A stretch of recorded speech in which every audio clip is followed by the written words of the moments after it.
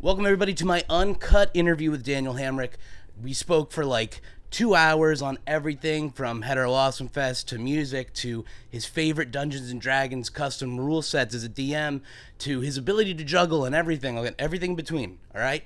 So I'm not going to keep you long. All right. We're going to get right into this video right now. If you haven't heard of Daniel Hamrick or you need some background on him, I suggest you go here, watch this video all about the Hetero Awesome Fest, and listen to Daniel's performance.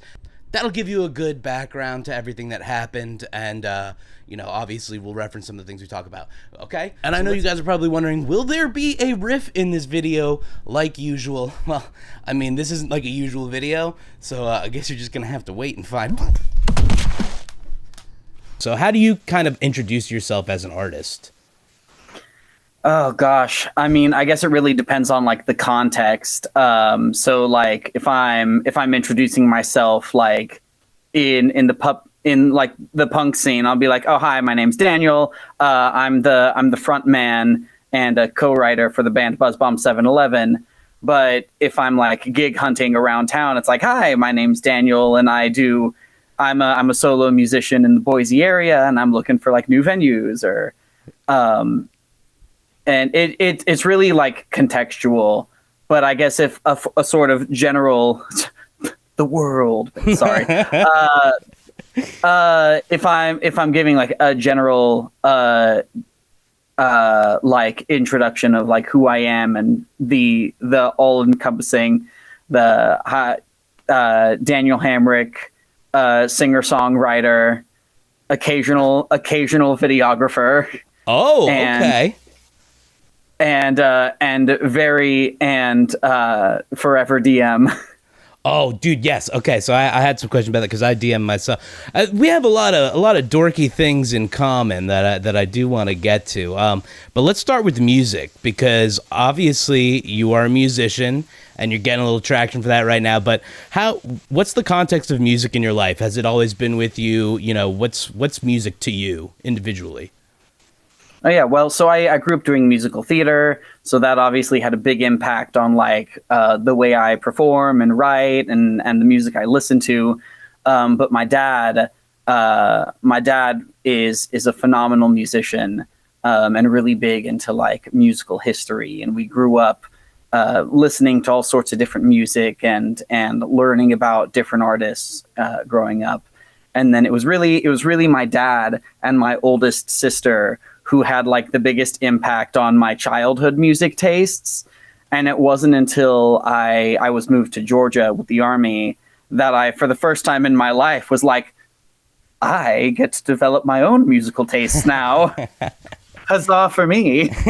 And that's when I really got into the traditional Irish folk music and kind of fell in love with that. Oh, that's so awesome. It's funny because dad and older brother got me into it. So what were you guys listening to back in the day? What were some of your first favorites? And if you can even remember, what was like the first album you bought? So I know exactly. My sister listened to a lot of like the punk stuff, the Green Day, Blink-182. My dad, I grew up listening to Oingo Boingo, the Beatles, and then he would sometimes play for us records that he had found. So we would listen to like Tom Lehrer and the Chad Mitchell Trio, and a big folk music guy. There were lots of other artists, but ADHD kid, terrible at proper nouns. I would learn a lot of songs, and at this point in my life can't like remember the specific artists. My dad was a big Deadhead, but I never got too much into that specifically. I've not gotten into the Grateful Dead either. They're kind of tricky to get into, but it's funny you say Oingo Boingo. Well, obviously you've got some of that eclectic musical background that's carried over there, and you bring it in yourself. It's funny that you say like Oingo Boingo and stuff like that, like because you're really running the gambit from like new wave, weird, Only a Lad, just like there's some cool stuff. But then all that folk stuff, I see, obviously you have a ton of influence there, and that's really a lot of what you bring in. Because what I really like about your music, because I've looked into a little bit of what you've been doing, even though there's, I know there's not a ton streaming or anything yet, and I know the people are going to want to know when that's coming, but from what I've kind of dug up from your performances, I watched your interview with Boise Blackbirds, and I watched your performance on there, and that was really had that folky singer, songwriter, storytelling kind of acoustic, like it was beautiful. And I'll be honest, I cried during that song. Like that, like you write beautiful music. Thank you. No, yeah, I've told you before I was a genuine fan, and like I'm not even blowing smoke, because like I was showing a couple people like when you and Buzzbomb 711 did the performance of the song, like all put together as a punk, and I was like, this is just hitting all the right cues for me, because my dad was a big punk guy. Buzzcocks, got me into all that kind of early British punk and stuff like that. But then, one thing that I've always kind of talked about is the punk that we get today just doesn't kind of have the same hit as like that early 2000s kind of stuff. The Bush era punk was just good albums, No Effects, Bad Religion, everyone coming out with great stuff at that time. And your music gave me a little like kind of hit of that again. I was like, oh, this is like some of that old school punk. This is great. It's got a message. Like, I love that. Like, well, that's kind of the thing. Like everyone in the band is an older guy. Like I'm the youngest guy in the band, and I'm 30. Okay. Like where I keep joking that like we're middle-aged men who are playing a genre of music that hasn't been popular in 20 years. I wouldn't have guessed you guys were in your 30s, to be honest. Well, I think I'm the only one in my 30s. I think, well, Ryan, you got to share the skincare routine there, my friend, because you don't look like I'm 33. You don't look like you're in your 30s. Like, I was like, look at these young guys coming up here. Like, that is so funny. I had no idea you guys were in your 30s. That's amazing. I mean, yeah, good politics keeps you looking young, I guess. So that must be it. I don't know.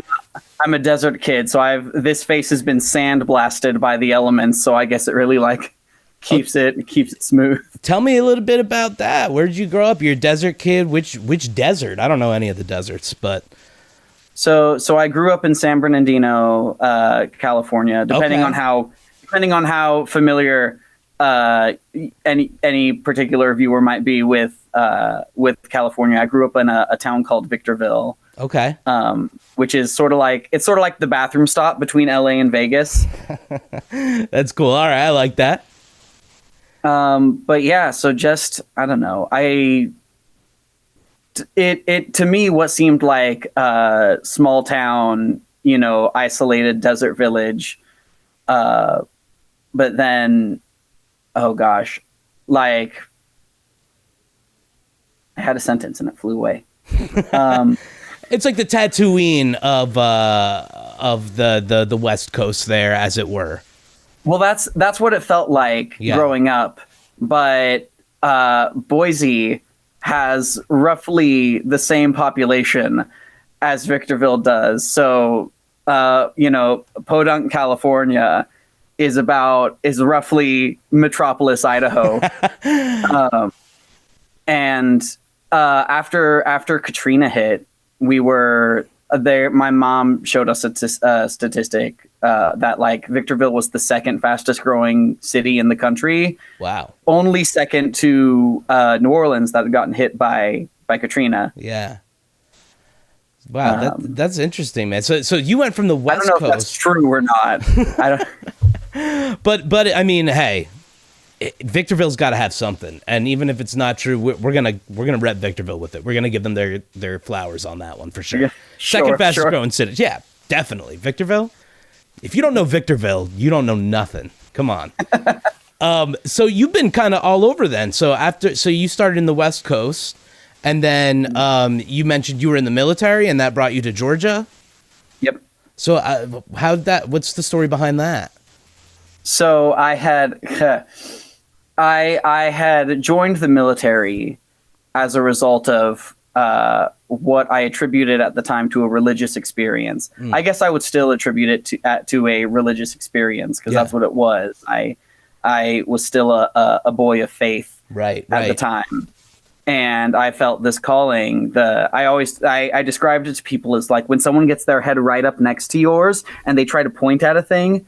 And that's what it felt like God was doing for me. He was saying, oh, that's where you're going. I work for you there. Right. And so me at like 13, 14 was like, well, I don't want to get eaten by a whale, so I guess I better join the army. I don't want any biblical shit happening to me. That stuff's severe. Yeah. Oh, exactly. And so I joined the military. Awful time. I struggled a lot with suicide. There was a lot of abuse in my marriage. Like it was just not great. And it was, I mean, my high school sweetheart, been dating since we were 16. Yeah. We got married while I was in the army. Oh man. And there was a lot when you're tough. 16 and you don't know. Can I curse here? Oh, I don't get, dude. Okay. You saw one of my videos. You can curse. I'm saying dick and shit. But when you're 16 and you don't know shit about fuck. Yeah. And you get married, and on top of that, all the stressors of like military life, both for like me and being a spouse in the military. It's not a great time, and it manifested in some bad ways. And so there was a lot of it was just not a great time. I was a mortarman in 3rd Ranger Battalion, which comes with a lot of like pedestal worship within the unit.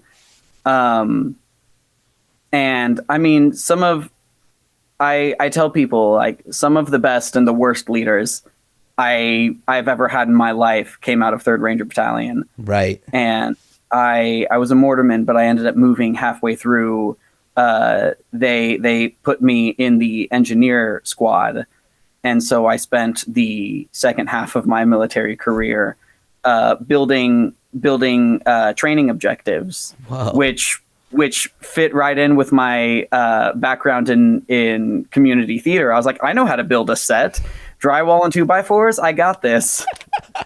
That's an incredible application of theater. See, this is why theater kids are always they're a little more dangerous than you think, right? You put them in a battle scenario, and all of a sudden they're out building this. They're going, oh yeah, I can decoupage something dangerous out here.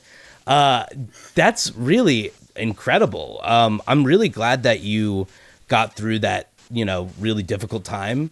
Yeah, 16. I don't even think I was still trying to figure out where to smoke pot and not get busted at 16. Like you're taking on the world at 16. Like that's crazy.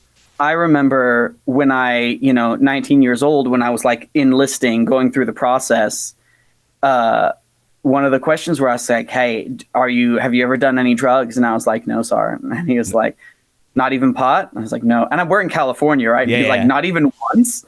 And I was like, no. I thought I couldn't if I wanted to join the military. And he's like, what, are you just a fucking nerd? And this is my recruiter talking to me. And I'm like, what? He's like, that's basically an urban legend. What? That's crazy. He's like, we will take anybody. That is crazy. That is so funny. So you go through the military, right? How do you get out on the other side, like, and in a better place? Like, obviously, you seem to be, a person who's bringing a lot of positive energy. You, like, how do you get that? I mean, I know as a musician, you don't come up with the beautiful music that you write without, like, some stuff creating that beauty within you, and like, so how did you get through that and like get out on the other side and like as such a rad person? I mean, I guess moving away from everything I had ever known, being literally on the opposite side of the country. Yeah. It gave me the opportunity to scrutinize the things I believed, and I being raised in a conservative Christian environment. I had some very strong opinions about a lot of things, and I ended up like buying the hype or drinking the Yeah, Kool-Aid yeah, that like the conservative views were the scientific and reasonable views. sure. And so in my efforts to like educate myself so that I could further so that I could like better defend my conservative Christian views, I realized that everything I had ever been taught doesn't stand up to scrutiny. It just like, oh, when you actually like confront these beliefs with the best evidence available from credible sources, you find that everything that you've been taught has been grossly decontextualized or just is a straight up lie. Right, right. Well, that's really interesting because I went to Catholic school when I was a kid, and most people I feel like who I went to Catholic school with, and myself, like none of us are really like, oh, we still believe, or like we've basically all stopped because you got so much of it.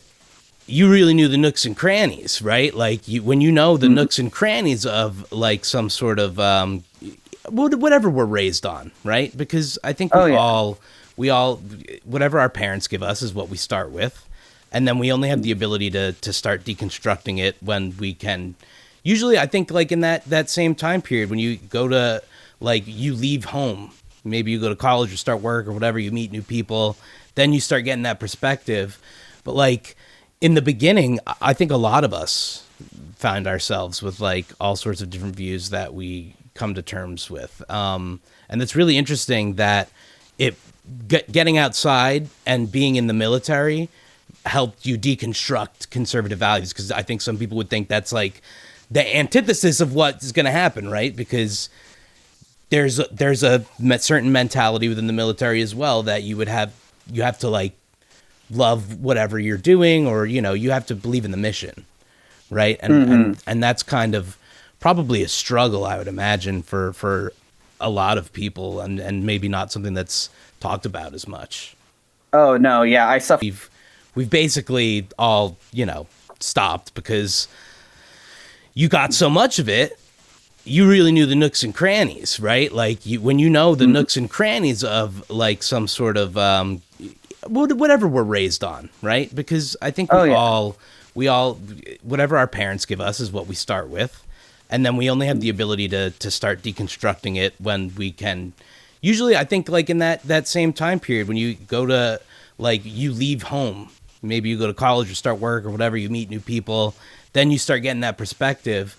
But like in the beginning, I think a lot of us found ourselves with like all sorts of different views that we come to terms with. And it's really interesting that getting outside and being in the military helped you deconstruct conservative values. Because I think some people would think that's like the antithesis of what's going to happen, right? Because there's a certain mentality within the military as well that you have to like love whatever you're doing, or you have to believe in the mission, right? And that's kind of probably a struggle, I would imagine, for a lot of people, and maybe not something that's talked about as much.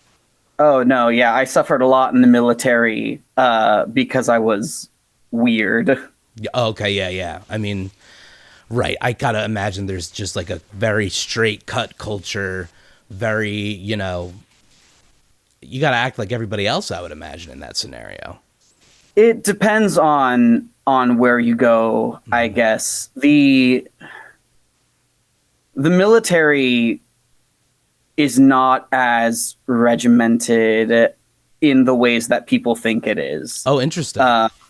It's a very different experience for everyone who is a part of it. It tends to skew more conservative just by like demographic. They're the military's target audience, right. The people who enlist. But it is a melting pot, and we get lots of people from different countries, whether they're part of like a foreign military that like America is training, or whether it's just guys who are from other countries and gaining their citizenship through military service. Right. it's the military is a melting pot, and so it forces you to, in a lot of ways, to kind of break down those those more like isolationist views. And I don't know, and that's certainly not everyone's experience in the military, I'm sure. But it was, in a lot of ways, it was my experience. That's really interesting too, because I think in this time period right now, when there's a lot of assault on the idea of America being a melting pot, right, with deportations and all sort of things like that, maybe people don't even understand just how, diverse and widespread things like immigration, it affects everything. It affects Oh yeah. I'm obviously no fan of the military missions that we have as, an imperialist country, but there's people that believe in it, and there's people in the military who are not just the stereotypes that we automatically think of. So I think that's a good thing to keep in mind. Your experience, I think, is it's enlightening for me. Well, I mean, since the whole incident, the event at Hetero Awesome Fest, I've had several guys reach out to me and be like, "Hey, one queer ranger to another," or like, "Hey, I saw what you did. That was awesome. Like, Rangers lead the way." I've got other. That's awesome. I've got other, bat boys reaching out and saying "Hey, thanks for showing the world that we're not a monolith." Right. But it's it's the military experience, I think, also isn't as universal as people make it to believe. There's a lot of history there, but we see that it changes. I got out of the Army in 2020. Mm-hmm. And my experience, I hear things, about people who are in the Army now that are like, "Oh, that's not at all how things worked when I was in there." Right. And meanwhile, I, who joined in 2015, talk about my experience with older guys, and they're like, "Well, that wouldn't have flown back when I was in." Yeah. It's like like a high school. It's like, well, now we have a queer alliance. It's like, now we have a club, for the dorks or whatever. We have the D&D club now, and it's like, I think that's. Yeah. No, absolutely. And so it's not the first time that being queer has gotten me accused of stolen valor. Oh my God. That's but nuts, I do, dude. but I, not long after the event, when Mark Fitzpatrick was doing some interview with some, whatever. I got it. That's coming up next. This is what we're in right now. Actually, as a matter of fact, we're in that video right now. Oh, perfect. And I haven't watched it. I've only seen that clip where a buddy of mine sent it, and we met. I did a year with the reserves on my way out of the Army, and me and him met at the reserve unit. He was also former active duty, and so me and him made fast friends because both of us, coming from an active duty history and into the reserves, had a lot of similar gripes that I won't get into. But he had sent me the link, and I was like, "Do you see this fucking shit? This asshole doesn't know what the fuck he's talking about." And I'm like, Hey, Sean, buddy, cool it. Yo, oh my God, that is so funny. Yeah, dude, those guys are all well. All right, so let's talk about I like how you call it the incident. Let's discuss the incident really briefly, and this guy Mark, because I hear. I've gotten some comments from other Idaho natives that, he's not even from Idaho, and everybody kind of thinks he's like a Cybertruck driving weirdo. Well, he is a Cybertruck driving weirdo, but I don't know him personally, right? And I don't know his history. Have you heard of him before? A whole lot.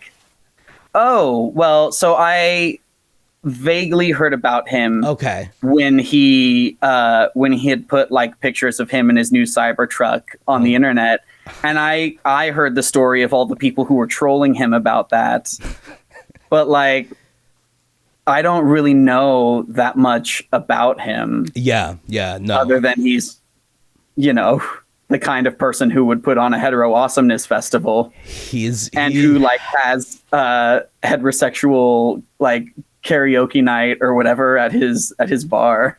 He has open carry and coffee. You know, a bunch of dudes just get together with their guns and they just have some coffee. You know, they have a lot of that in and of itself, like I'm not really exactly like a Second Amendment like defender, right in the sense, but like I think guns are like an important part of like American life. I'm pro firearm. But I'm also pro like gun control and right. Like what are we doing with the like kids alive? Yeah. What's open carry and like my thing is just like, why does every like it's like bring your gun out to sit it down next to you like a little baby while you have your coffee? Like why do you have? I mean, so in defense of open carry and coffee, like this is great. I can see the same way that people might like get together and like show off their antique cars, or like, hey, I've like any hobby that people share. I can imagine people want to get together and share their hobby. I think open carry and coffee is like a fine idea in and of itself for people who want to like, hey, I like guns. I like the mechanics of guns. I like I like, you know, the practice of like going to ranges and shooting. I think that is right. I might not share the sentiments of like, if you take away, you know, my pistol, then the communists win. Like, but I just think I'm like, to me, it's like, I understand going and shooting the gun. Why is, but now you contextualized it a little bit better for me, actually. I understand. And this is why you're a nice person and I make videos making fun of Mark Fitzpatrick. You know, I just don't know enough about him to like make fun of him effectively. Lord, if I'm gonna target someone with my like malice and humor, I need to know them on a deeper level. And honestly, I just don't care about Mark that much. He started talking about my beret in that interview and being like, some sort of special forces. And I was like, oh, this guy just doesn't know anything. Like, yeah, he's so pretend. Like it's such a pretend thing. It's like you don't even understand that you're like you're talking shit on someone that you should admire, according to your philosophy. I'm sure he's very genuine in his feelings about it. I'm sure he thinks he knows a lot. But like it's a real Dunning-Kruger thing, right? Oh, like 100%. I've been told he's an ex-cop. I don't know if that's true. And like I know a lot of people who go military to into police force, and those two things are also a very different world. And like I have friends who are pigs, and some of my best friends are I'm look, farm animals are farm animals. No, but it's different. I mean, like, is there a misunderstanding? Is there like a feeling that for some people, if they are like in a police force, that they're like semi-connected in some way to the military as authoritarian figures? Proxies? Well, some of them certainly have the budget of it. Yeah. Oh my God, that's true. Some of them have the old gear. Yeah, I mean, they just they use the old. They're like, yeah, oh dude, I've driven a tank, like you know, through the town to stop the little protesters. But like, oh yeah, I drove the tank. Like, so is there any of that? Do you find any of that like among the military community, like police trying to like kind of co-opt some of it, or you know? I'm not as involved in the military community, honestly, as I would like to be. And oh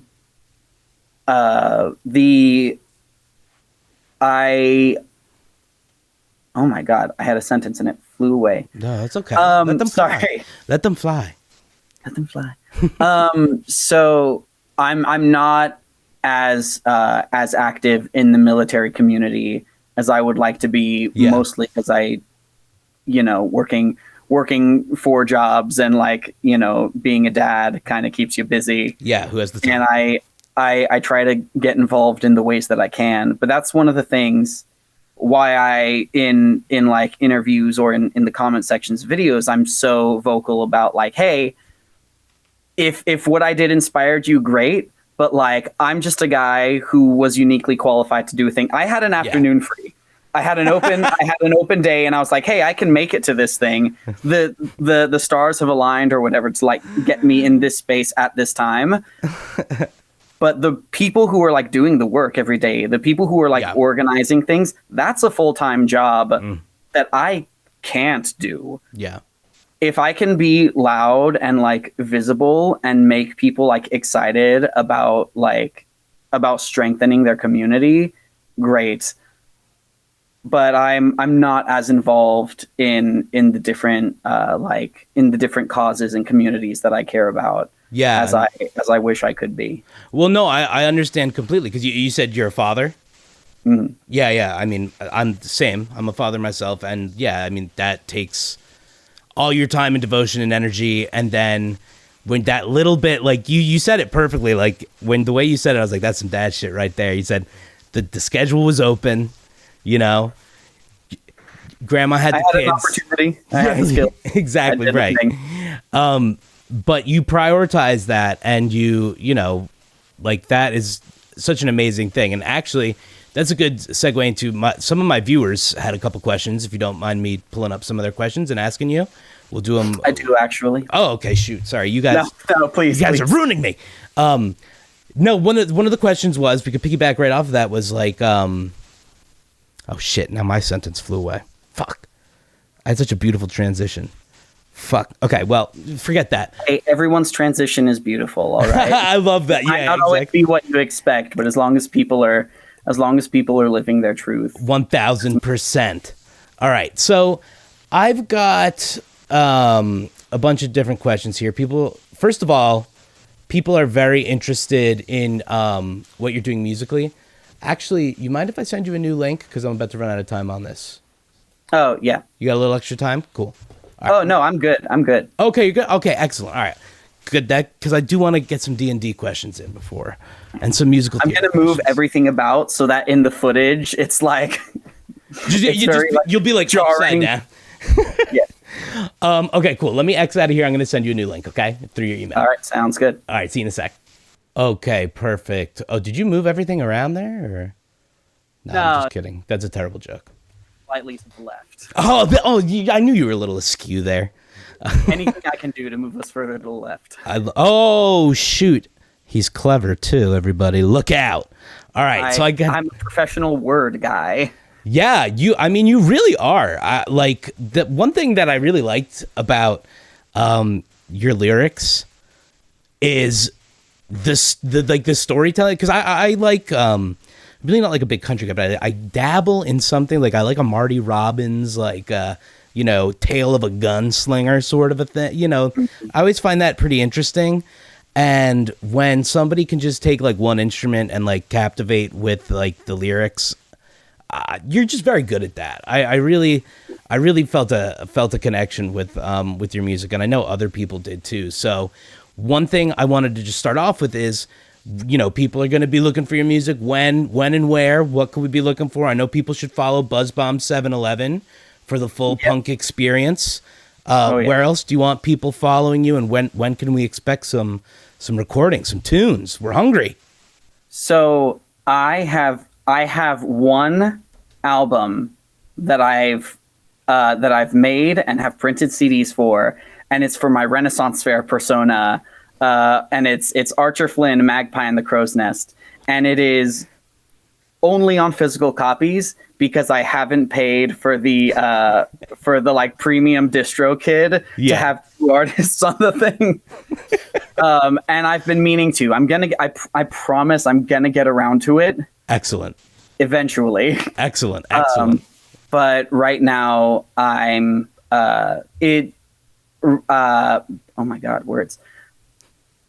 When you're independently like recording, and like I do my own mixing and mastering, and doing all that doesn't pay the bills. Even after I have a couple singles out, you can find them on like my YouTube page and like Tidal and in most places that you can find music. I don't use Spotify, but we can get into that later. Oh yeah, let's little bastards, little AI bastards. Oh yeah. But so I have a couple singles out, and I think in the 3-4 years that it's been out, or no, maybe 5 or 6, God, by now. But in the years that those have been out, I've made like $8. Yeah. So recording and mixing and mastering and all the time that goes into that doesn't really pay the bills, and so it's hard to dedicate time to that when I could be spending that time booking gigs and getting into places that is how I pay my bills. And so my summers I spend traveling as Archer Flynn across different Renaissance fair. I started this year in Iowa. Where do you go to? Do you go all the way East Coast? Where do you go? Well, the furthest I've traveled for a fair has been the Georgia Renaissance Fair. Okay. I don't do that one anymore because it's 8-week run, lands right on top of my daughter's birthday, and I had missed my daughter's 3rd and 4th birthday completely. And so when she turned 5 this year, I was like, I can't do this. It's too long away from home. I'm not gonna miss another birthday. It's that dad stuff right there. It's that dad stuff, yeah. It's that dad stuff. And so, but I started this year in Iowa, and doing the Ames Renaissance Festival, and oh my gosh, they were a delight. And I'm hoping I mostly do the Idaho fairs. Okay, yeah. But I'm trying to expand as much as I can. I've got a couple in Utah. Okay. That have had me and really like me, and so I'm hoping to build that reputation as an easy person to work with and a fun person to perform, to watch perform. Right. Well, you've got the facial hair for the job, my friend. People always tell me, "Oh, I love your mustache," and my response is, "I grew it out for work." And that starts. What do you do for work? It's like, well, I travel the Renaissance Fair circuit. I love the Renaissance Fair. I go every year, New York, New Jersey, and sometimes we dabble into Pennsylvania. Hey, if you got any connections, get me in. Oh, dude, I don't, but I talk to people all the time, so I'll try to get some because I'd be like, "Yo, we gotta get Archer Flynn." I bet one of your viewers has connections with the New York Renaissance Fair. Let's go. I have a Renaissance Fair video, so hopefully once it's Ren Fair season again, I can try to push that one. Maybe I'll do another Ren Fair video, and I'll try to get some. Dude, we got to get you out to the East Coast because I mean, look, if you came to the East Coast, I know a bunch of studio people and stuff. Like we could get you in a recording studio. We could do all sorts of cool stuff. But anyway, well, my problem, so doing like solo stuff, yeah. Because you've heard, I'm sure, on YouTube the different singles that I've put out. Yes, yeah. The sound that I go for is very like full band-esque. Yeah. And when I'm doing all that by myself, I'm usually writing as I record. So when I sit down, it's like, okay, I need to record the bass part for this song. What is the bass part going to sound like? What is the bass part for this song? And so I feel like if you brought me into a studio, I would just waste a bunch of time. Oh yeah, that's perfect. It's like buddies. It's like buddies of mine. Like we've got studios where we go record stuff for for fun. Like I have a bunch of friends that do me. Anyway, if you're ever on the East Coast, we should jam and stuff like that. Just have a good day of playing and because anyway, I gotta get it. Let me ask you some of these questions. No. It's my fault. First of all, I'm a yapper, like big time. So it's good that I have the limitations on the Zoom thing, or I'll take all your time just because I can I have a good time chatting. Anyway, I mean, I've booked out my whole evening for this, so however much time it takes. Oh my gosh, I'm honored. Okay, here we go. Now into the questions that the people have. When was the last time he drank water? No, that was you. I'm just. When was the last time you drank water? Actually, I think I had a glass yesterday, and that set me up for the month. Yeah, that's one glass a month is pretty much first of all, the amount of water they expect you to drink is ridiculous. They want you to drink like 100 ounces a day.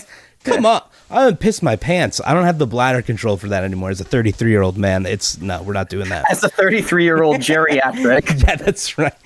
Dude, once you have a kid, it does like suck it. Like, I don't know, the ligaments in your knees get worse. Like, I don't know what started happening, but like that little weird, I'd be like, oh, I throw on my back just like with a sneeze in a weird way, you know? I don't know. I spent 4 years jumping out of planes, so I imagined that was just that happening. What? Jumping out of planes? Was this a military thing, or was this? Yeah. Oh, okay. I don't know. I don't know the military. Okay. Jumping out of. You've done a lot of shit, man. I just gotta say. But let me get into these. It's less than it sounds. No, it's not. No, it's dude. You're like, no, it's not. We okay. I gotta ask you some of these. The people who get mad. Were you fearful that someone would attack you? Not really. Yeah. I mean, I'm a passing for white cis man. You know, I figured they'd be pretty upset with me, but I wasn't necessarily afraid that it was going to happen, but I did take precautions in the event that it would happen. And so I had some guys there as a security team for me, in case things got bad. But we came in with the like goal of we are nonviolent. Yeah. This is a protester. We're not gonna like fight to stay on stage. Right. You know, we're not there to cause a fight. Because right. we aren't. The objective wasn't. I think I've said this before. The objective wasn't to upset the straights. Yeah. It was to reach out to the people who are trapped in that community, because like every other cult, they thrive off of isolating their members. Yeah. Wow, and so it was. That's awesome. I'm sorry. I'll please continue. No, that was. No, continue. I'm also a yapper. I'll talk forever. I know, right? No, but I want to continue up that point because, like you said, the reason you did that was for, you know, people that you feel like are trapped. Like that is, you really approach things with so much empathy. I really respect the way you view people that you may disagree with. Do you think that's maybe because of your background, like having been somebody who was raised conservatively and felt like I identified with it until something led me to not identify with it anymore? Oh, 100%. I make the mistake pretty often of getting into like Facebook comment arguments. I was kicked out of a Ranger group on Facebook because I kept, you know, arguing with guys. And, you know, when they didn't have an argument, they would call me a pedophile. And it's like, all right, whatever. Like, they always go to that shit. Yeah, you don't actually have like a counter to my argument. So when you don't have an argument, abuse the plaintiff, right? That's how exactly. the goes. But, and I don't know, maybe part of that also contributes to the lack of fear, I guess, in getting into that situation, because it's like, this is just the same thing that I'm used to doing, except it's in real life. It's not over like Facebook comments. It's basically a Facebook group in real life. Like it had about as many people as your local Facebook group. Yes, like if a Facebook group gained sentience, it would have been the Hetero Awesome Fest. And I mean, that's just there's just no way around it. It's the same people. They might as well have put a Minion meme up on the background. Like that should have been the, you know, that should be the hetero flag, honestly. A Minion being like, Minions are too gay. Yeah, you're right. Minions are super gay. People are obsessed with Minion. Of men wearing nothing but overalls. Sounds like a good time. And goggles. Sounds like a great time. Sounds like a great time. But okay, so another one of these questions. But so actually, just to kind of piggyback on that, because I think one of the other questions was, you know, a lot of people had guns. Obviously, that's not really something that worried you so much. No, I've had guns pointed at me my whole life. Yeah. I'm sure the Victorville Police Department had like a call code when someone was calling about me. I was the kid who would make like Halo guns out of 2x4s and would walk around town in the green fatigues and the like a piece of wood that I had fashioned to sort of look like ODST armor. Hell jumpers represent. But I also would make swords and run around town like in a cape. And so the most patrol cars I ever got was 6, all of them with guns drawn when they showed up. But I also at one point had a helicopter that was called out to stop me in my 14-year-old machinations. How much Mountain Dew did you have beforehand, and what did you end up? How hard did you do the do in this scenario? Not at all. I was a kid who thought the police were my friends, and so I was absolutely like compliant. I wasn't out there causing problems. I was right. Weird. Oh yeah. They were just like, there's a kid in full armor and with some sort of weapon, and they were just like, if I was maybe 3 or 4, like I'm Cuban, but Cubans come in every color. Right. If I was 3 or 4 shades darker, I'd be dead. Right. Yeah, exactly. Shit, man, that is so funny. So you'd say the most guns that have been drawn on you were in your teenage years as a Spartan, then? That sounds about right. Yeah. That is so funny, man. Well, okay, so I'm not afraid of a handful of Proud Boys. They're dogs with no teeth. You see them circling people in wheelchairs at protests, and it's like they're not going to get in a fight with anyone that they could lose against. Dude, they're so gross. Somebody mentioned in one of the comments, this is hilarious, like they really got to work on their names, dude, because Proud Boys, Hetero Awesome Fest, none of it is giving hard straight men ready to change the world. It's none of it is giving that. So all right, let's they can't exactly call themselves the Klan. That's already taken. You're right. No, I'm surprised they don't call themselves like the Club or something, like, they're not smart enough. That's the thing. Like, Hetero Awesomeness Incorporated is a 501. That's in our government database right now. You can look that up. It exists. Like, you can look that up. Okay, so one person says, and we kind of covered this a little bit, but let's kind of hit it again. Where what you did was a small act, but it had a big impact. What recommendations do you have for the rest of us? Small actions in our own neighborhood that could have big impacts. Look for opportunities. Like I said, I don't have a lot of free time in my schedule. I'm constantly trying to keep my head above the water in this capitalist hell. Get involved where you can and look for opportunities that align with your skill sets. Everyone is different. We all have a different part to play in this struggle for freedom.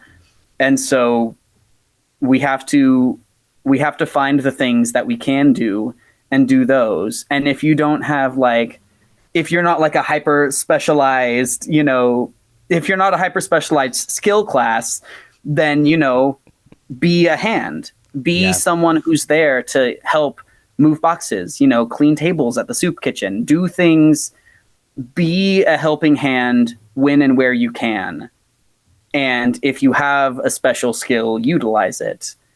I was very surprised when people were sending me, Instagram message requests and being like, hey, thanks for what you did from the Netherlands. And I was like, what? Yeah. I'm honestly surprised at how many people saw it at all. But on top of that, how many people felt seen and heard. And so that is that's something that I probably could never replicate if I tried.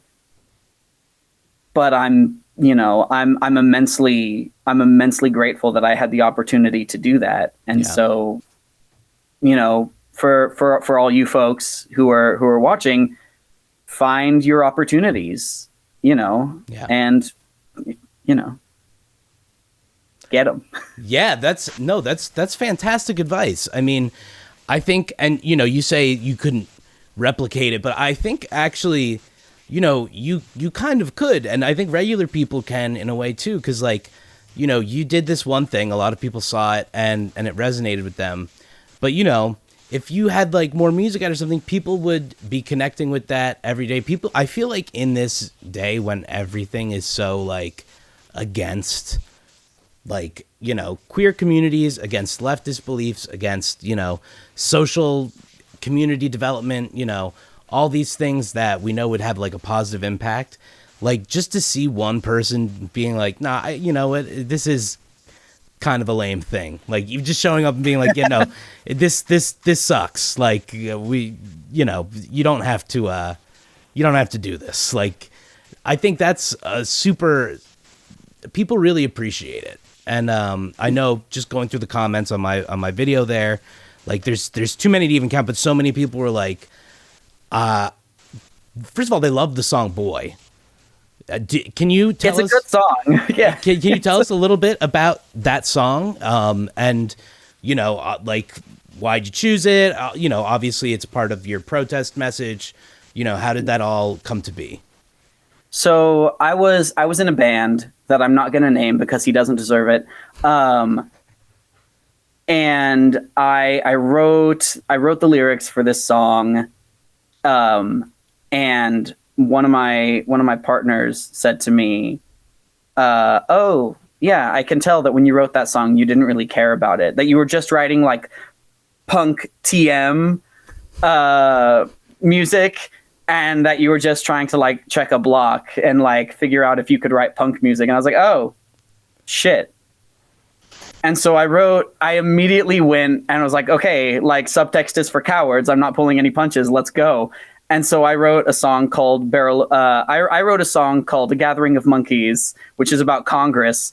And then our bassist, Brandon, was like, it should be called Barrel of Monkeys. And I was like, oh, fuck, that's so much better.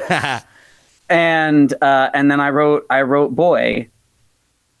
And when I showed it to our guitarist, who was the conservative member of that band, he was like, oh man, that's right on the limit of what I'll play. Yeah, and that's the least punk. Oh my god, these everything but I don't want to play the song about the tranny. Dude, what? But eventually he started saying some anti-trans bullshit on Instagram from the band page, no less. Oh shit. And so Mike, the drummer, Brandon, our bassist, and me all kicked him out, changed our name, and we got our new guitarist Ryan. And so now we're working on music, we're writing, and we're learning, you know, some of the old stuff, and we're really relearning and sort of reworking some of the old stuff. And trying to, you know, have an impact now that we're all aligned in purpose and direction. Yeah, no, I think you guys, like, it's right. Like, when I listened to the full band recording of it too, I was like, this is a little punk treat for me. Like, this is, I want a full album. It really is, man, because I'm like, you know, so many bands and like in the alternative music scene now, I mean, like, it's either like avoided politics at all costs or like, I don't know. There's like conservative punks. That's terrible. What is it? Bowling for Soup, the front man for that band found his way onto like Trump's cabinet for something. I don't know. That might be. I gotta look into that. Look into that, and if I'm correct, keep it in. But otherwise, we'll just put that. No, I gotta look into that. Like, there's some jelly in that donut right there. I would like to like learn a little more about that if that's a thing. I think there was a photo, but I don't have any sort of like credibility on that. I'm gonna sniff around. I'm gonna sniff around in that bowl of soup there. But I don't know. I think there's a lot of great punk music being written. I recently hyperfixated on Seb Lowe's Love Bomb, and I don't know if you would call that punk, but it's pretty fucking punk. Sure, yeah. Everything by that band, by Seb and the gang, is just like phenomenal. That's really cool. I hear some good stuff coming out of London too. Like, I think like Petrol Girls is really good. I'm really into them right now. Like, I feel like when the message lines up, especially with punk without a message sometimes feels like, weird. I don't know. I'm just so used to it having a message. Punk is inherently a political genre. It is by its construction and nature a counterculture movement against authoritarianism. True, that's so true. You're right. And like, you know, I think when we think about punk music and we say, and we do the typical old man things of like, back in my day, music was better. Meanwhile, you know, we're seeing the bullet holes in the plane, the survivor's bias. And it's like, we remember the music that made a difference and we forget the music that didn't. And so I think the music, today's music that's making a difference is going to be remembered. And the next generation is going to complain that, you know, music back in my day had a message. Yeah, 100%. Damn, man. Of course, this generation, you know, of young punkers now is living through the American Holocaust. Yeah. So, you know. Well, I think we're going to get a renaissance of great punk music. I think we're going to get a lot of young people. Like, I think, you know, our generation, electronic music, we pretty much oversaturated the hell out of it, and I think like the stuff that's really good will keep staying. But I think we're gonna find younger generations turning to more, you know, not acoustic, but like you know, forms of music that involve instruments playing less. You know, they have all these AI bands and stuff. Like, I think people are gonna want to avoid that, you know, and seek out like actual experiences and maybe less screen time. I don't know, but I've heard some entertaining songs that people that AI constructed. I don't even know how to say wrote. That's not really but I know I've heard some pretty entertaining AI songs, and they're fun occasionally because of the level of absurdness that a program puts together by virtue of not understanding contextually how like humans act or behave or work. It's fingers for your ears. But they're fun. Right. Yeah, they're fingers on fingers. Yeah. But I don't think that's the stuff that's gonna be like remembered for the impact it had. Right, exactly. Like there may be some memeability in there, right? It's things that make it like the one AI image that I thought was funny was Elon licking Trump's feet, or whichever it was. Whoever got that on. I don't know what Reddit threads you're on. Oh no, they got that in the White House or something. Do you remember when this happened? It was like not even like a thing that happened. Look it up if I can find the story. Drama from the White House. No, this was before the breakup. These were happy days. These were happy days. This is when foot licking could have been happening behind closed doors, we wouldn't have been like. But if I can find the headline, I'll put it on the screen here or something. But yeah, there was a moment where someone like AI generated image of Elon Musk licking Trump's feet and like got it all over the White House or something. I can't remember the building. And that's really, I was like, okay, you know what? That's fine. I'd like that. But, anyway, moving on to, because I want to ask about your uniform, because I know you have some references on your uniform that you wore, and I wondered if you want to explain sort of what the relevance with everything is. Obviously, the upside down pink triangle, right? And even when you went and performed, you referenced your uniform on stage and everything. So can you give us a brief explanation about your message behind your uniform? So, I mean, the battle jacket, some things are more meaningful than others. I've got the big, you know, pride heart on this side, and that's just sort of a general, you know, not to be mistaken, like, hey, this is who I represent. Yeah. On this side, I've got an old IR flag. We wore these in the field, and it's upside down because the country is in distress. I've got my pronouns here. I've got a pin here of Chompette, which was made by an artist friend of mine who I'm gonna have to like. We're gonna put. It's on the screen right there. Yeah. It'll be on the screen. I don't know what name she would want me to put on the things. This Let Freedom Read is actually one of my partners that they got at their old library job where they used to work at, which I also won't name for safety reasons. And then, of course, this, so that the Nazis know I'm a faggot. I don't know, just little stuff. Yeah. No, I thought those references... Battle jackets are a time-honored tradition in the punk community. And so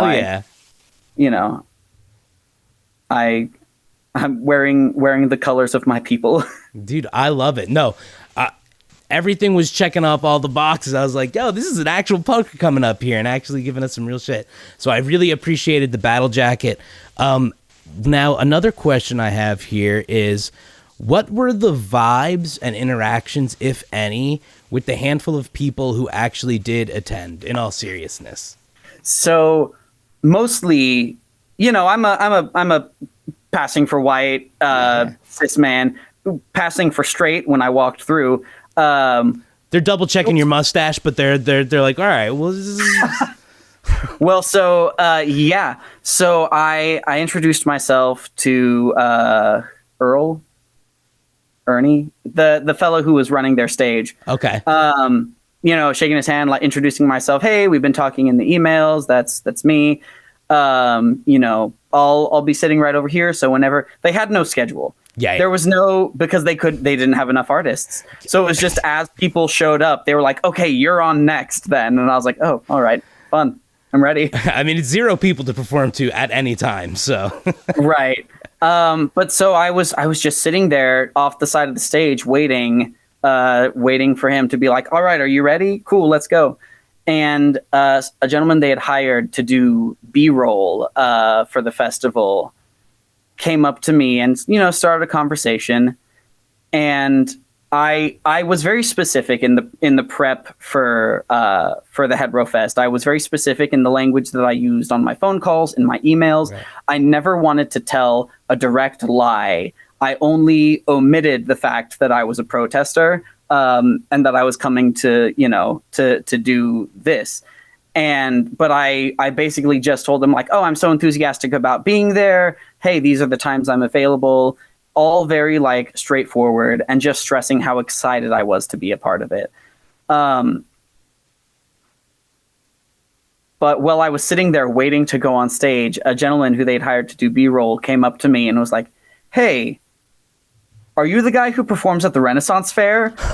And immediately, because in my Renaissance Fair costume, I'm a notorious queer. You are Flint. I've got a big rainbow flag on my belt and like very like open about flirting with men and women alike when I'm at the fair, and so I look at him and he's like, Renaissance Fair? No, I don't know anything about that. And he's like, are you sure? You look just like this guy. And of course I'm deflecting like, it's the mustache, isn't it? And he's like, well, yeah, it's the mustache, but it's also like your face and your body and your voice. And I'm like, it's everything. And I was like, I don't know, man. Aren't Renaissance fairs a little they're fruity? Yeah, Renaissance Fair? I don't think so. You might have seen me at you talking about the NASCAR Fest? I was at the NASCAR Fest. But so I tell the guys, like, aren't Ren fairs a little fruity? And he goes like, well, what's wrong with that?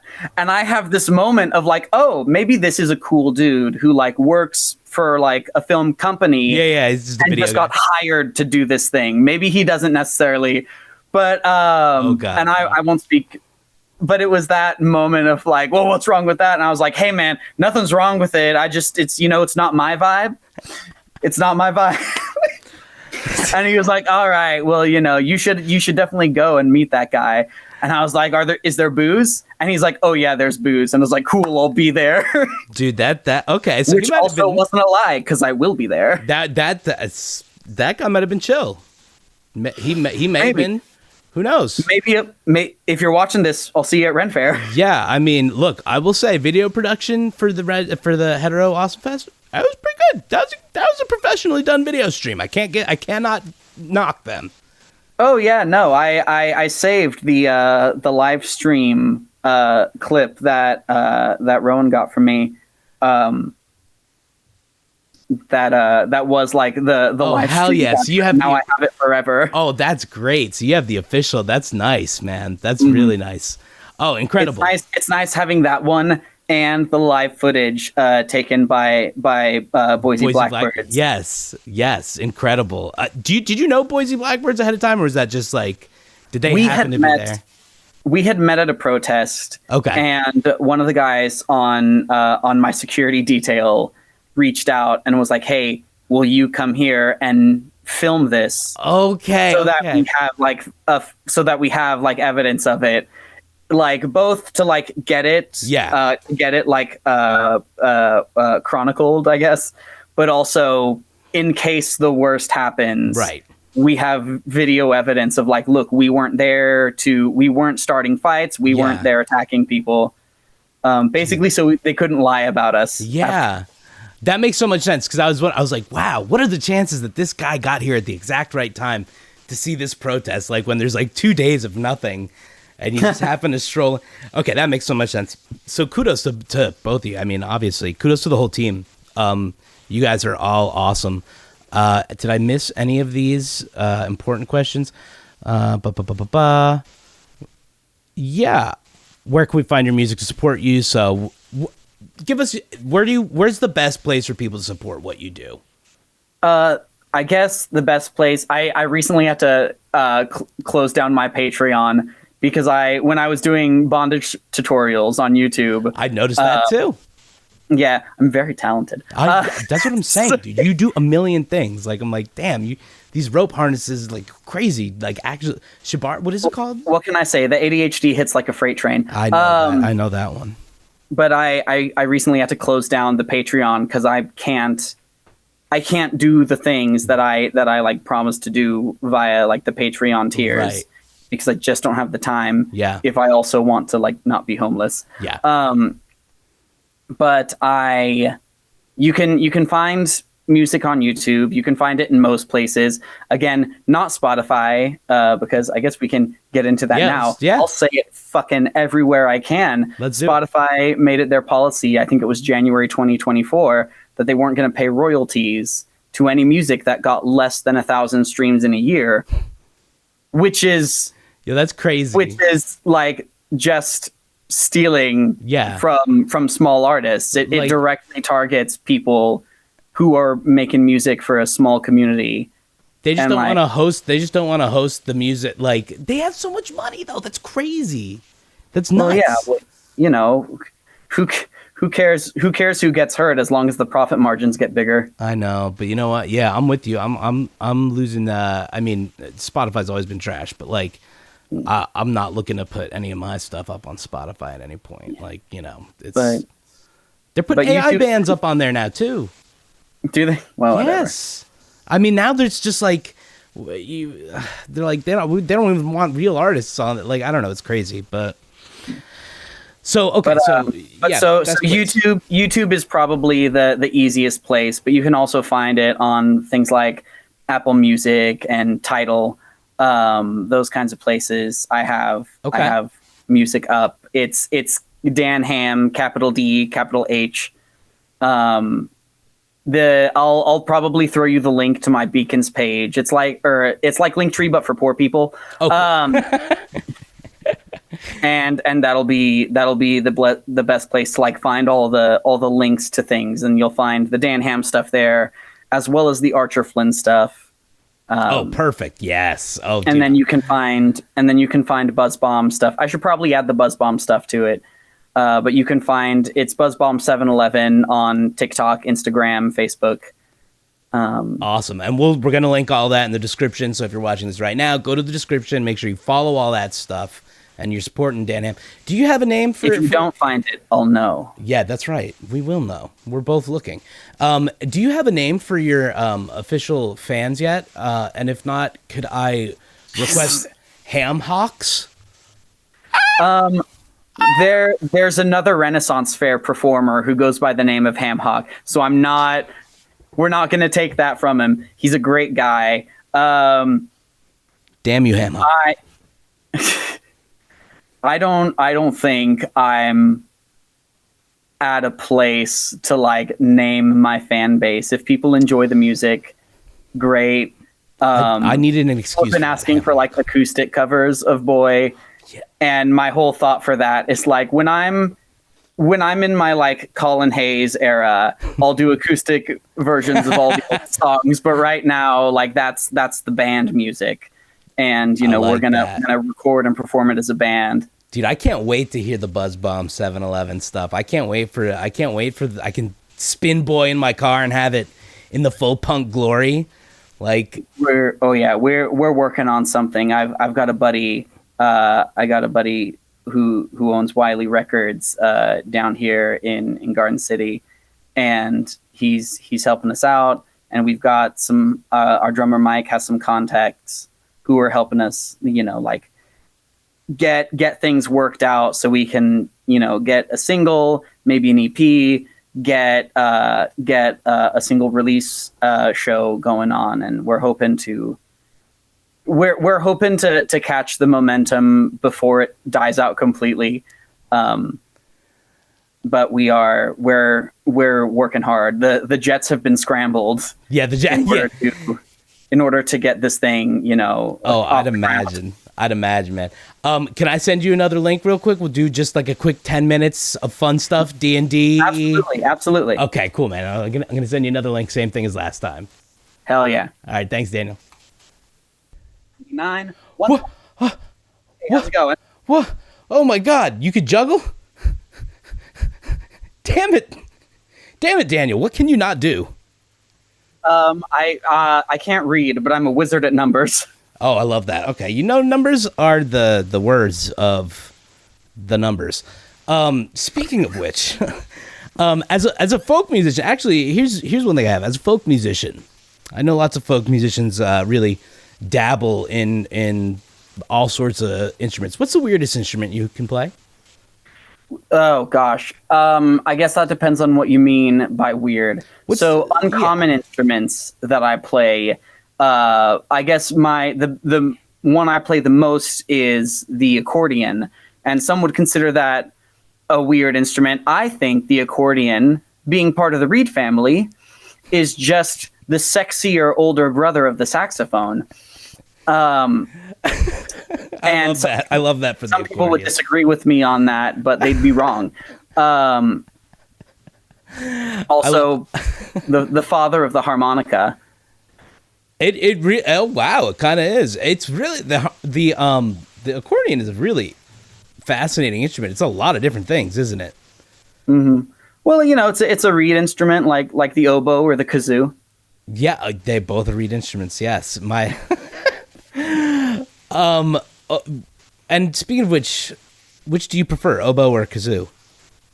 Oh, definitely the kazoo. Okay, excellent. I have oboists in my family, so I just wanted to check. Tell them that they're chumps. Yeah, they're real chumps. But I also play some traditional Irish instruments. So I play the bowron, which is a hand drum. Oh, I've seen your video. You're pretty good at it. I'm all right. I've been playing it for quite a few years, but I'm no master at it. It is a fun one. I do enjoy the bowron quite a bit, and I also just in the past few years fell in love with an artist, Derry Farrell, who plays the Irish bouzouki, which is it's a cousin to the octave mandolin, a descendant of the Greek bouzouki. Okay, but it was developed in the 70s during the Troubles, and it's funny. The bouzouki that I have is a Trinity College brand bouzouki, and something not a lot of people know about Trinity College is that during the Easter Uprising, Trinity College, the institution, opened up their doors to British soldiers so that they could be better encamped to quell the rebellion. And so I like to joke, it's a loyalist instrument that we play rebel music on. I love that. Whoa, damn, dude. Oh, you got the history behind it and everything. Is there a connection with Irish music that you have that comes from anywhere or? My Hamrick ancestors come from Ireland. It's okay. By the time it got to my dad, it was sort of European mutt situation, but I've always been very connected to the Irish heritage, which not even always. I'm second generation American on my mother's side. My abuela fled the Castro takeover. My mom is full Cuban, and then there's me and my siblings, and so I was raised very in the Cuban culture in a lot of ways, and very close to the Cuban side of my family. But I remember being 13 or 14. I was working as a custodian in our local community theater, and I guess I must have had something to listen to music that had internet capabilities at that time. And because I remember just listening to like the YouTube, like recommended for you. Yeah. And I was very into the World of Warcraft tavern music mixes. Okay. Yes. Yeah. And so one of them was like, oh, like 3 hours of traditional Irish music. And this song came on called There Were Roses. And it's this beautiful, beautiful song about the troubles in Ireland and about the fighting between Irish Catholics and Protestants, and the harm that did to both communities. And it's a gorgeous song, a beautiful piece of protest music. And I remember it felt like this thread in my chest, like tugged at me, and I was like, this is your heritage, boy. And I was like, oh shit, this is like, I'm like feeling this in a way that like I haven't felt music before. That's beautiful.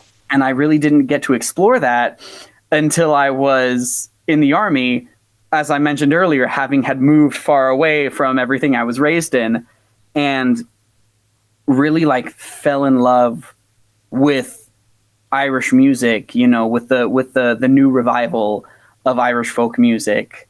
I guess maybe some of that had to do with like the rise of TikTok, but a lot of it was like Celtic Woman, the High Kings, the Dubliners, and then later like Derry Farrell, and it just I felt it, and my big break musically speaking. I had been like learning the Irish music, and I'd been getting really into it and learning like bits and pieces of the history as I could. Right. And I remember going downtown Columbus to just busk on the street to like play for cash. And it was 2020 or maybe 2021, and the local Irish pub Scruffy Murphy's had closed for renovations and also because of COVID. And I showed up downtown and they were open again, inexplicably. And I was like, oh, great. Like, let me go in and let me like, take a chance on this. And so I walk in and I go to the bartender and I tell him, hey, do you have a band? Do you have music tonight? And he's cleaning a glass with like a rag. And he's like, nah, sorry, man, no music tonight. And I was like, cool. Do you want some? And he puts down the glass and he goes, what kind of music do you play? And I was like, I do traditional Irish music. And he goes, God damn it. Let me get the counter. He's like, I thought I was done with this shit. Come on. All right, fine. Yeah, fine. And so he goes back there. And about a minute later, this, 5'0" older woman comes out with her glasses, and she's staring right at me. And, full white hair on her head, just much older woman comes out, and she's like, so you play Irish music now, do you? And I'm thinking, oh shit, she's the real one. No. She's gonna have words for me. She's gonna be like, oh, you think you do Irish music? Do you know O'Shaughnessy's jig over the old block there, do you? And well, no, that's what I was worried. It's like she's about to like put me in my place, and like she's well within her rights to do so. Yeah. I'm just some like, American kid who like really likes Irish music, But she's and I'm like and so she's like, tell me, like, you do Irish music now, do you? And I was like, well, I do my best, ma'am. And she's like, all right, here's the deal. It's like maybe 6 o'clock. She looks at her watch. She's like, can you start at 8? And I'm scrambling. Like, I have to figure out how I'm going to I don't own speakers yet. Yeah. I don't own I own a couple microphones because I was like already recording some stuff at that time, but I don't have like the infrastructure to like set up and perform. I don't know why I went in there in the first place. I'm like second guessing all the things. And she's like, "Can you start at 8?" And I was like, "Absolutely, I can start at 8." And she's like, "All right, here's how we'll do it. You play for an hour. If I like you, you'll play for another one, and I'll pay you for 2." And I was like, "Absolutely." Well, okay. All right. And so I was working for the Columbus Convention and Trade Center yet. And because I was an ops guy there, so we set up tables and chairs, but we also did all the AV, projectors, speakers, mics, all this stuff. And so I go in, it must have been like a Friday or Saturday night, so I knew someone was in there. And I walk into the office, and I'm thinking, how am I going to sell this? And the person who was in charge, the event coordinator on duty, like keeping an eye on the clients, was the director of the building, the person like in charge of everyone in the building. And I'm like, oh fuck. Yeah.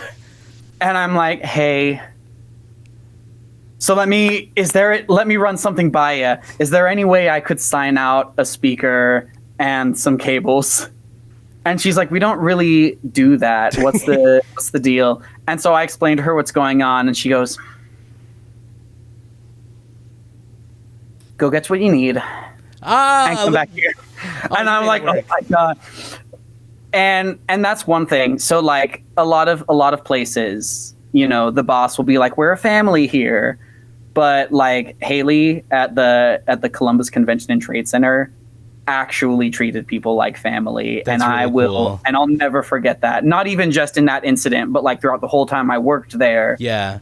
You know, people would be like, if like one person was like consistently late and people were like getting frustrated about that, Haley would be like, well, hey, they're going through, I'm not at liberty to say, but they're going through a lot of family stuff. We got to give them grace. And she was so like understanding for like all of us blue collar guys. And so and just one in a million. It's depressing that it's so rare to find people who just like exhibit humanity at the workplace. Like, you know, like, but when they do, you're like, you're the best. Like, come on. And in this case, going like above and beyond, like Super didn't have to like do this for me. But she's helping you with like a career goal that you have like outside, like, you know. That's amazing. That's awesome. But so I gathered up the stuff. I signed a hand receipt with all the stuff that, you know, I was signing out. And I went and I performed at Scruffy Murphy's, and Brita, she sold it now. So the former owner, Brita, she came up to me after the first hour and was like, all right, so what's your rate for the cool. And I was like, "Oh hell yeah!" Oh, I get to pick. She had me play. She had me play that second hour, and she had me there 2 or 3 times a week, every weekend day that I was available. Friday, Saturday, or Thursday, Friday. Sometimes it was just Friday, Saturday. Sometimes it would be like a Wednesday and then a Friday and a Saturday. Yeah. But any day that like on the weekend that I was able to be there, she had me, and that was the thing that allowed me to convince my wife at the time, hey, I can support us doing this. And much to her credit, my wife at the time was like, ooh. Uh-oh. Might have lost you. Oh no. Oh no. What happened?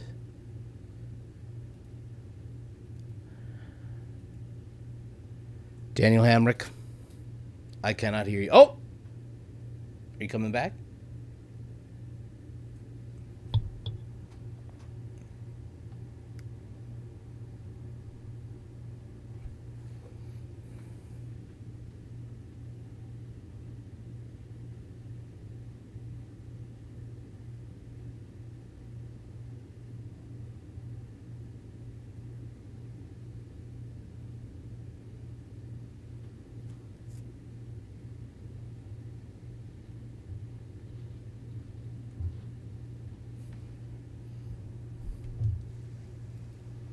Hello. Sorry. Yeah, there we go. No, you're all good. Yeah, you want to finish that up? Do you remember where you left off? Yeah. So Yes. much to her credit, my wife at the time, saw me performing regularly at Scruffy Murphy's and was like, all right, if you, I really was having a hard time at the Trade Center for different reasons. Yeah. I had I got promoted to a crew lead position, and a lot of people resented me for that. Oh. A lot of people who had been there longer but didn't apply for the position resented me for being promoted. You just took the opportunity and Yeah. run for it. Yeah.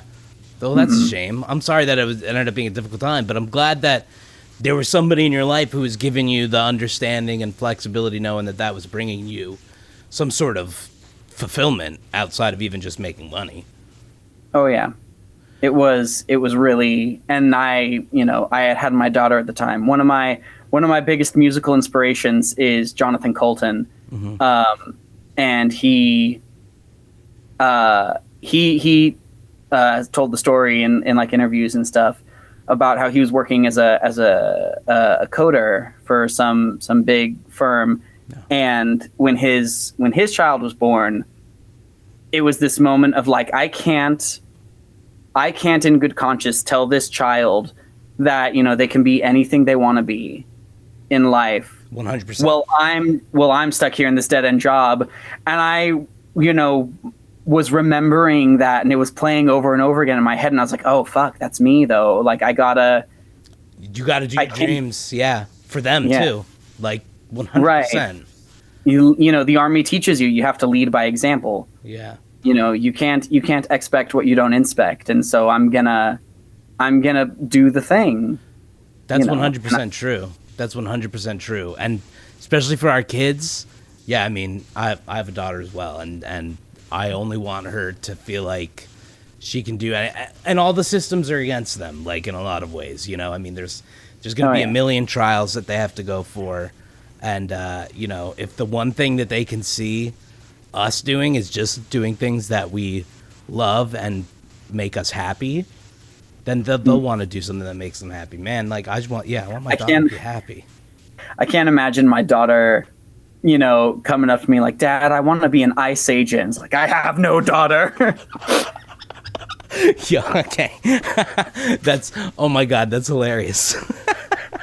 Yeah, I guess maybe you could be anything you want to be, like, as long as it's not authoritarian. Yeah, as long as you're not like dehumanizing others. That should be pretty simple. It's really not hard. Oh man, that's funny. Okay, all right. Let's do a couple quick, fun D&D questions, and I'll let you go. I don't, I feel like I definitely want to chat with you again because I feel like I like the way you're making music. You seem like an awesome person. My solo album has been in the work for like 3 years now. And I just got to a place where it's like, that last song doesn't fit. I'm going to have to write a whole new song for that. Yeah. So when that's about ready to come out, I'll let you know, and we can have a little talk about it. Yeah, I'll send you a copy to listen to ahead of time. Oh, let's go. I would love that. Hey, give me 1 second. I got to change my camera battery. Oh, absolutely. I might just, if you can hear me while the camera battery's being changed. Okay. Sorry, I couldn't hear you there. I had to pop off for a second. Oh, no, you're good. Okay, so let me, boop, bop, bop, bop. Oh, man, get the juggle. Oh. No, I'm not good at this. Yo, don't even, I'm not gonna hear you say I'm not good at juggling or any of that. I can't juggle nothing. You juggle a YouTube career and kids and I don't know, I'm sure other things. Yeah, but you know what? Those aren't the only two things in your life. Yeah, there's. But honestly, they're enough. Both of those things are full-time jobs. They are. No, in my regular full-time job, I do video editing for the New Jersey Symphony. So I do a lot of stuff. Oh, shoot. Yeah, I do a lot of stuff with classical orchestras. Actually, That's awesome. I know a guy. Yeah, if you are ever like in the New York, New Jersey area, like you gotta come visit. I know a guy who does all Irish. He's a flute player.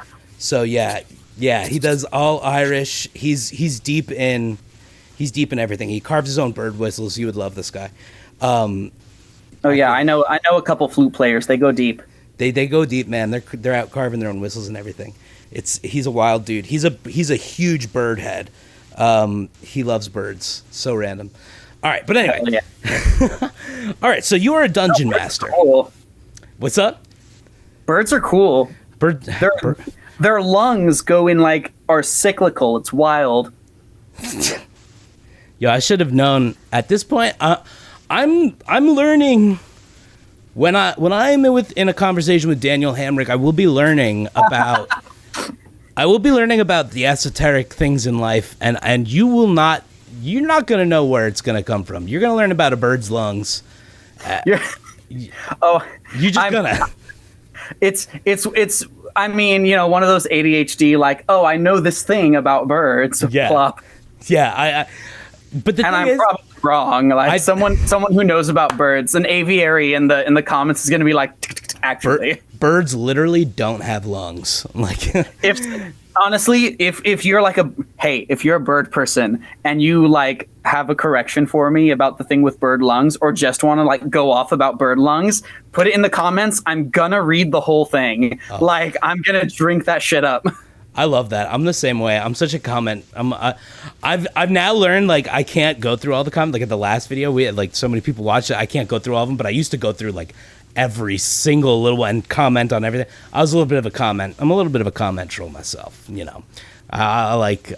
Anyway, all right. Let's get into these D&D questions real quick. Okay, so you are a dungeon master, correct? Yes, I. Although I mentioned being a forever DM earlier. And that's less true now. I'm running a game. I'm a player in one 5th edition game, and then I recently joined up a Pathfinder game. You have 3 games going on right now? Yeah. The one that I run has happened once in the past 2 months. Okay, yeah, I feel that. And then the other ones are alternating on alternating weeks. Are you as a DM, are you a big book guy? Do you go straight for the pre-made stories? Are we playing Daniel Hamrick original lore? And yeah. So my whole process for if I'm building a campaign, I might have an idea. I have my little homebrew, roughly Australia-sized continent of Feldane, and when I'm doing a campaign, I work with my players to get them to make rich backstories with NPCs. And so I tell them hey, give yourself 2 allies, give yourself an antagonist, and give yourself relationships. Oh, I like in that. The world. And I build my campaigns off of those backstories, because the whole campaign, whoever has the most this person really got into their backstory and gave me an antagonist with a lot of juice. Yeah. And so this is going to be our big bad, but also this person was really excited, and what a delectable villain that is. Here we go. And we build the stories based off of the things that my players have already invested in. Not to get into the sunken cost fallacy of it, but if their backstory is the campaign, then yeah. Right now, I've got 2 players who have really put in villains with a lot of juice. I guess one of them hasn't even put in a villain. I've invented a villain because one of my characters, his whole thing is about runic magic, and that's very closely tied with the giants.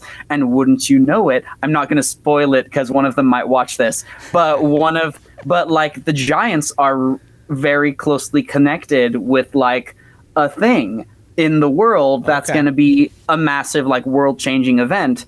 And then another one of my players is playing a kobold. And in this campaign, kobolds are an underclass. They are a marginalized people in this dwarven city, because the dwarves are close with the gnomes, and gnomes and kobolds have beef that goes way back. And so because the ruling like body of the city has beef vicariously with the kobolds are an oppressed people within the city.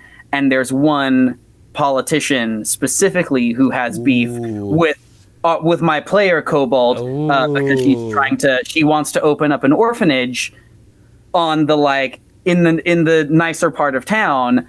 And so although not technically illegal, it is systematically impossible. And so the act of trying to like jump through hoops to make that happen has gotten the attention of this specific politician, who is now targeting the party specifically, or who will be. We're pretty early in the campaign still, but it's like, okay, great. We have like conflict that the party can deal with as a group. We have both systemic issues and personal issues that the party is going to have to face. And that's a whole campaign by itself. I don't need to open up a module book. I don't need to like spend a whole lot of time, because this is the world that I generally run campaigns in. So I know generally like who the NPCs are in the world, because I've used them before. And I know, the locations, I know what's where in the world, because I hyperfixated for like 3 months and built a world on this little island. And I sent my players like history, like Word documents. Or like, here's the history of this city. Here's the history of this city. I don't expect any of you to read any of it, but if you need reference material for like backstory stuff, there you go. Dude, I love, you're a lore-rich DM. I like how you use players' backstories. That I think is really, really cool. And like, because like, especially when you got new people playing and stuff, like getting them into the fold, like getting them invested is always awesome. Three of my players, one of them is my DM, and the other two are DMs in their own right. And so we had our other players absent, and so it was just the four of us, all DMs. Yeah. And it was so hard to actually get started that session, because we were all just like talking about different like mechanics, lore things, and like that's too many DMs. You're gonna talk about like the best game ever. You won't actually play it, but you're gonna be like, "Yo, if we did this, like, let me bring you back 500 years, because that's where we really start milking this story here, dude." And I it got to a point where I was just like, "All right, the entrance to the cave is," and it's like, "Wait, one more thing." But yeah, dude, yeah, I love that. I like your approach, because I'm very different as a DM. I'm a unhinged DM. Tell me about it. I'm a yes and. I mean, I'm sure you can tell based on my personality. I would get some backstory out, but I was more about the characters you're interacting with. Two things I would always make sure to have in every campaign. One would be a woman who would run a bookstore, an old lady who is always incredibly horny for all the players. That's just, you have to have it. And all she would sell in her store was spell books and smut books. But I mainly try to push the smut books on the players. That's just a little. But I always like to add. What was that?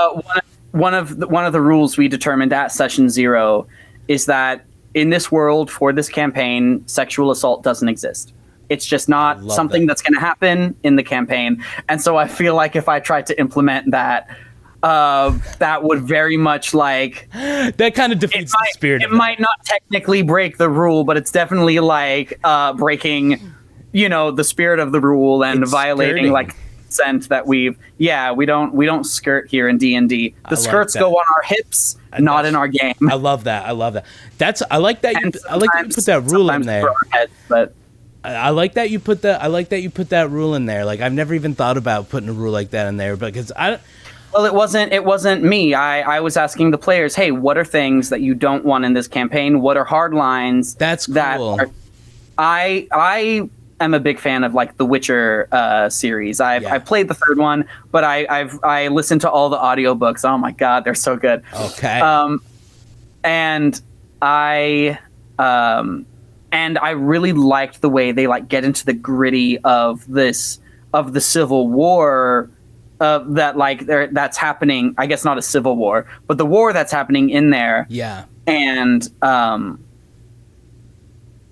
so for me, like depicting sexual assault isn't like a red flag for me. It's something that as a DM I'm comfortable exploring, in the sense of like it happens in the world. You might find victims, you might come across perpetrators and have to deal with them. Right.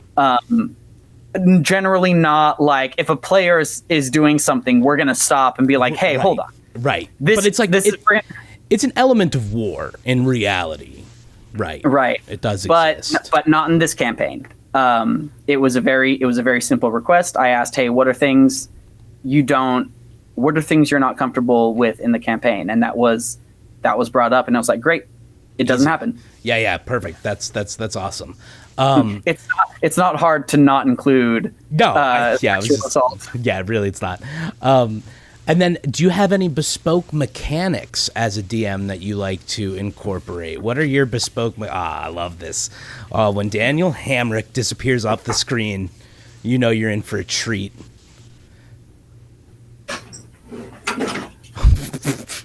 I just took a clank. Oh, yes. Okay, let's go. What's your favorite? What's your favorite couple of mechanics that we really love? All right, so I have a whole Word document that's just my homebrew rules, but I'll spare you the probably derivative details. There are some things in here that are like that I've realized, like, oh, that's actually the rule is written, and it's just not how I've been it's not just how it's been played at like different tables I've been at. Right. Oh, is it not in here? Oh, here it is. But so some of them are taken from like other games, and some of them are stolen from other DMs. Like, oh gosh, I'm having trouble thinking of a bunch. But like Dale Kingsmill is like a big like DM. Yes, and I think it's XP to equals 3. That's not it. I'm mixing things up there. That's okay. I don't even have enough. But so like I have a whole system for drinking that's very complicated, but there are things like, so basically how it works is if the party's going to have like a night of debauchery, everyone picks like a level of drinking that they're going to do. And it's like, okay, how heavily are you going to drink? Oh, I love and this. That determines a number of 1 to 4 D4 that you roll. And whatever you get, the total of that, you roll that many Constitution saving throws, and that determines how drunk you are by the end of the night. Oh my god! I love that. And so if you fail a certain number of Constitution saving throws, you will get a certain level of drunk. And if you get too far, you'll black out, and you'll wake up. And you'll wake up the next morning with something having happened. I'm a big fan of my shield fighting rules. I think it's stupid that you can't like punch someone with your shield. Yeah. And so I let people do that as a bonus action. It's very simple, but also what upsets me is that the shield spell will give you a +5 to your AC for one attack. Or for one turn. If you use it as your reaction, I think you get it until like the start of your next turn, it might be, or if it's just the one attack. Either way. Yeah. But so I allow any player who's holding a shield can use their reaction to raise their shield to add a +3 to their AC. That's cool. Yeah, I had one of my players playing a Warforged fighter in my last campaign, and he loved it. There's so many times because his AC was already like a 22, and then I'd like I'd get him with something, and then he'd be like, "Actually, I raised my shield." Yeah. And I'd be like, "Oh, that's cool. You blocked that attack. Congratulations. Make a dexterity saving throw." Hey, then you tripped over yourself, and yeah. No, but all in good fun, of course. But oh yeah, dude, I like your mechanics. There are little things. Oh, so like small or smaller creatures have advantage on dexterity saving throws to avoid damage, but they have disadvantage on athletics checks to grapple or escape a grapple. And then larger creatures have disadvantage on dexterity saving throws to avoid damage, but have advantage on athletics checks to grapple or escape a grapple. Oh my! And so basically, being bigger or smaller has its advantages and disadvantages. And then there's stuff that I've taken straight from Monster of the Week, which is investigate a mystery or read a situation, which I basically use for things like investigation or perception checks. Right. Which those are long lists of rules, but it's basically you get to ask your DM a question pertaining to the situation. And so instead of they roll good on investigation and I have to describe a thing that maybe does or doesn't include the information they want. They roll good on an investigation and they get to say, great, what is, what's the most vulnerable thing to me? Are there any dangers I haven't noticed? What sort of creature is it? Where did it go? That sort of thing. Oh, I like that. That's more and that's more in the spirit of investigation anyway, too. Right, having questions and getting them answered. Yeah, that's more fun. That's more involvement for the player. Oh, I like this. I like the Daniel Hamrick approach to DMing. Come on. Yeah, I think advantage and disadvantage stack. That's a fun one, but it basically just adds a +2 or a -2 for every action, and it's like a moving scale. So if you have two disadvantages. Or if you have two disadvantages and one advantage, then you only have regular disadvantage kind of thing. Right. But I think this one definitely isn't mine.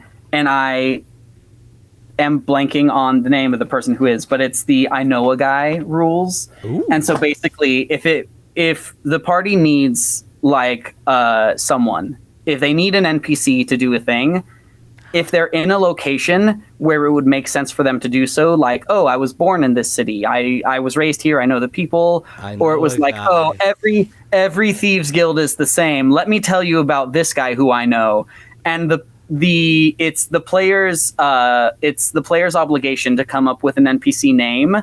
I think it's like 2 physical characteristics, 1 personality trait, and then I get to decide. How I get to decide their standing with the party. So if they tell me like, oh, this guy, we used to like run cons up in Baldur's Gate or whatever, you're going to love him. His name is Mickey. Well, let's go down and find him. And then they go down and find him and Mickey's there and he's like, I thought I told you never to show your face here again. And it's like, Mickey, buddy. It's like, don't buddy me. And like, I get to decide, is this person friendly? Or is this person hostile? Or is it like, or are they neutral to the party? Oh, I love that. See, this is Theater Kid DMing right here. This is all the details. This is millions of options, lots of ways to play. It's all about the story that like the communal story that we tell at the table. Yeah. And it's about like having the coolest mechanics. And Dale Kingsman, her whole thing, Kingsmill, her whole thing is like vague and evocative, right? I want this to tell the best story because I want my players to feel like they have changed the world that they're in. Oh man, that's a great philosophy. Well, I think on that note, Daniel, I gotta let you get to more DM planning, juggling, accordion learning, and we got to let your audience get started on changing the world that they're in. I was gonna say that's like the best. Oh, did I undercut you? Were you gonna say that? I'm sorry. No, I was gonna try to think of a way to say it, but honestly, I was farting around and I couldn't actually think of it. So you did it better. So I'm just gonna use that. That's perfect right there. I'm a professional word guy. I know exactly. See, I'm not like a word. The YouTubing is the first time I've done words really. Like my words are this is not so good, but getting to talk with someone like you, Daniel, has been really, really awesome. Definitely inspirational. I know a lot of my viewers are going to be really inspired.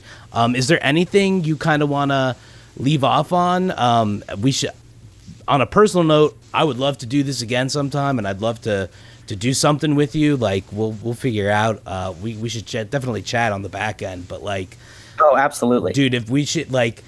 We gotta get each other on Discord, and you'll hop in a game. I'm gonna make a villain, and I'm gonna need you to play this villain. I was gonna say, like, dude, if we could get a Discord game going on, like, I've just started. I want to set up a Discord community for the subscribers too, so like, we could potentially do some cool stuff. We'll definitely talk about it. Let's definitely chat about it. But absolutely, this won't be the end of Dan and Daniel rocking the house here. So.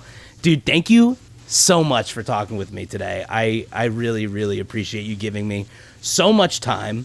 And yeah, is there anything you want to leave off on? We'll definitely link everything below, but anything you wanna say to the fine people? Gosh, I mean, thank you for having me. I'm glad anyone who feels inspired, I'm glad I could do that for you. But, you know, remember to avoid hero worship while you can. You know, I'm just a guy who had an opportunity. You know, find the people who are making a difference and get involved with them. Thank you again to Daniel Hamrick. You are awesome, dude. I really hope we get him back over here. I would love to set up some like Discord D&D with him and some of you guys, because I know you guys really love him. So yeah, thanks again, Daniel. And you know, I think it's only right that when we riff today, we make it in the spirit of Daniel Hamrick, and we make ourselves a little protest anthem with a little bit of a punk rock vibe, but with a little metal combination, okay? So I'll see you guys later. Thank you very much for joining us. Let's riff! There's a whole generation of kids who see the mirror all the shit that we did. The beauty of the world that we're missing away. Burning in blood is a grave, my vision set up the cage. Touch the rich, to feed the poor. Open every vacant door. Come on and go what to do. When you time to strike, the carrying through. To improve your communities and coalition. It's time to elevate our material condition. Get up, get out. Show this world just what you're about. Fire use, bring it just to my rage. Take the stage, break the cage.